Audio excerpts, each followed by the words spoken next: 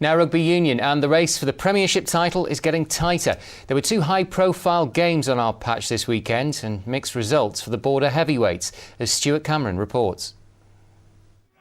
Melrose went down to Ayr on Saturday at the Green Yards, but at half-time they were in control, having scored 2 tries from first Todd Pearce and then, in an almost identical part of the pitch, one from Andrew Nagle.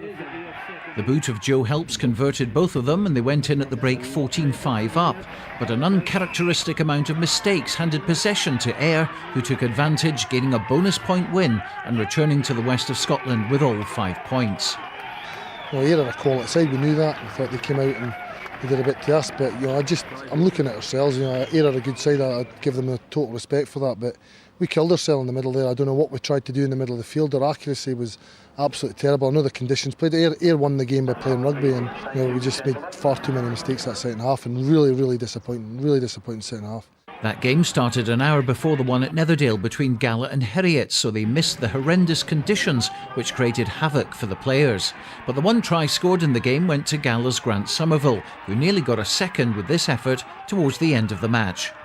It was tight throughout, but Ewan Scott landed a late penalty to secure 4 points for the Maroons. We'd spoke about this before the game, and it wasn't really about the performance. It was just about showing a bit of character and getting the win, and it keeps us hot on the heels of the teams that are above us. In the other local Premiership game, Hawick drew with Glasgow Hawks at Mansfield Park after letting the visitors in for a late try and conversion in stoppage time. Into the National League, and Selkirk gained revenge at Watsonians with a fine win to keep them in contention at the top. Kelso beat bottom club Biggar, but Peebles were outclassed by GHA. Well, before we finish, I must show you a couple of tries from some of the Borders' stars of the future down at Mansfield Park. Hawick Wanderers against Hawick PSA was the game. These tries from Wanderers fullback Gareth Rennick, and this from Darcy Graham, illustrating that talent is still being produced here in the Borders. Stuart Cameron, ITV News.